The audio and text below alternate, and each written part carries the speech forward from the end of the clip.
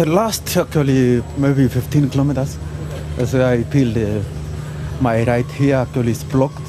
And so this has been something that's been going on for the last few weeks with you? Not really. No. It just happened in the race. I had no problem. Oh, just in the race. Sorry. Yes. So I started good. I was in a good mood. All my things has been well.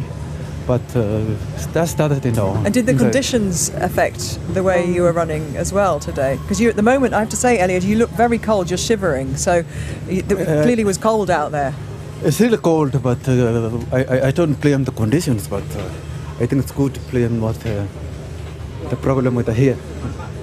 And now, right now, how is the hip and the leg that you said you had your cramp with? How's it? Somehow, I'm still feeling it, but I hope it'll be okay. Well, London loves you, and London has always loved you, and we're so glad to see you out here today, even though things didn't quite go to plan. So what happens next? It's hard to plan, I know, but is it the Olympics next year, or is it London again? I think it will be.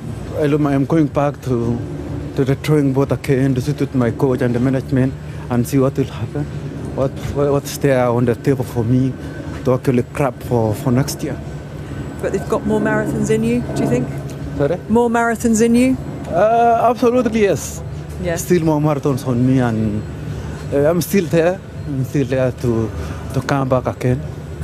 Well, we hope to see you back on the streets of London with that big smile, and obviously hope that the ear improves soon, and get yourself warm and get yourself rehydrated and refreshed as well. Thank you so much for joining us. We really appreciate it. Good to see you, Eliud. Thank you. Thank you very much. Halfway in 61, so that is a world record attempt if everything goes to plan.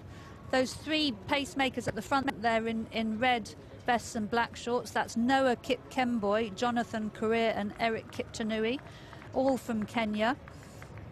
Of course, the pacemakers are world-class athletes in their own right. You know, running 61 for a half marathon is no mean feat, and they are employed by the race organisers on behalf of the athletes to help them to a good time. We talked about Berlin. Berlin is really regarded as the fastest course in the world.